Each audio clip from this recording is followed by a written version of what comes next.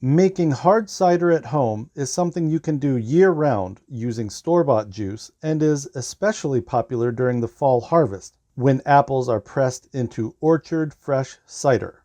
One of the most frequently asked questions we get from new cider makers is, how do I backsweeten my hard cider? In this video, we'll take a look at the process of backsweetening, borrowing a lesson from our Northern Brewer University Hard Cider 101 online video course. A link to the full course can be found in the video description. Prior to this section, the course covers sourcing cider, yeast selection, fermentation, and stabilizing, a step that is key before you add any sugar back to your finished cider.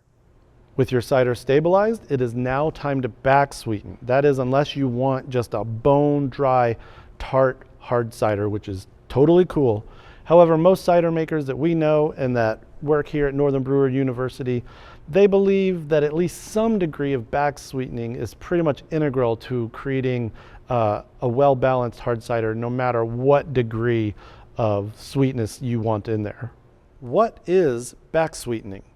It's the most common post-fermentation process that cider makers perform to achieve a preferred flavor or level of sweetness. To backsweeten is literally just what it sounds like, adding sweetness back into the finished cider.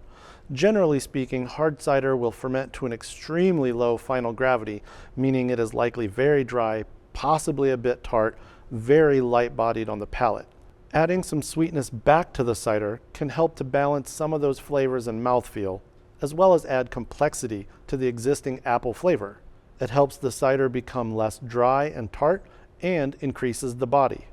If you've decided you want to backsweeten your hard cider, how do you go about it? The easy answer is just add sugar. There are many different sources of sugar that'll get you there. You can use just about anything: table sugar, brown sugar, cane sugar, honey, maple syrup, even Belgian candy syrup, or malt extract. A good starting point is to add 2 pounds of whatever sugar to as much hot water needed for it to dissolve. Allow that to cool and then add the solution to your cider in increments to a targeted flavor or backsweetened gravity. More on that just ahead. Some people also like to use wine conditioner, which is basically a sugar solution often used to backsweeten wines. You can even use non-fermenting artificial sweeteners such as Splenda or sucralose or stevia.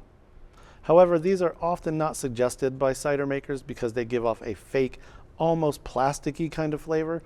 It's better to go with a real sugar source here. The easiest thing to use for backsweetening, and what most cider makers start off using, is apple juice concentrate.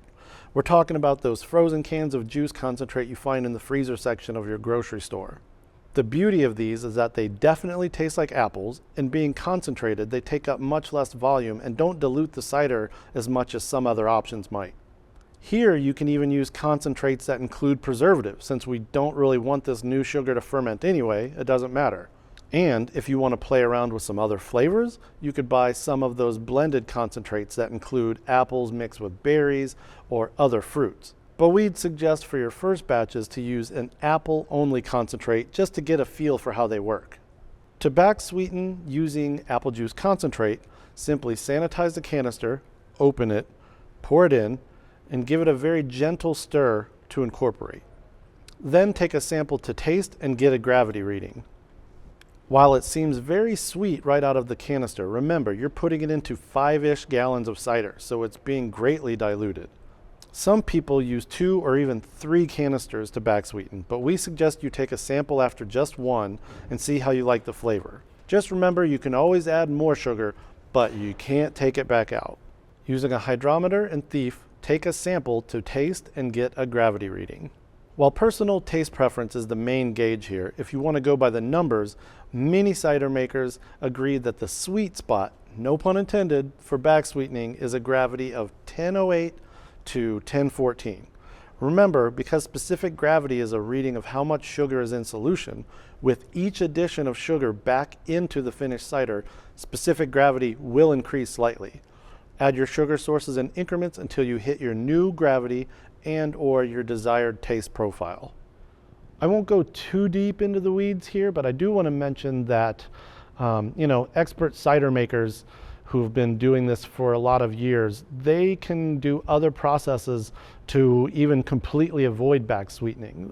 Maybe they choose to start at a much higher OG and control that fermentation in a way that leaves a higher final gravity, to where the finished cider itself has the sweetness that you would want and you don't have to add it back in. But again, those are some advanced, complex processes that maybe we'll punt down the field to an advanced cider making class at another time.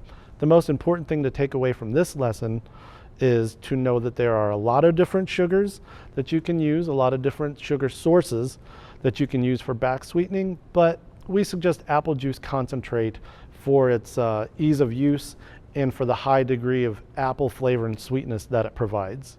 Again, this lesson is an excerpt from Northern Brewer University's introductory online course, Hard Cider 101, How to Make Hard Cider at Home.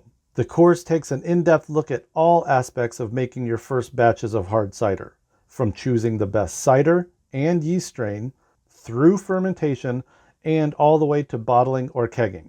Find the course link in the video description or at northernbrewer.com/university.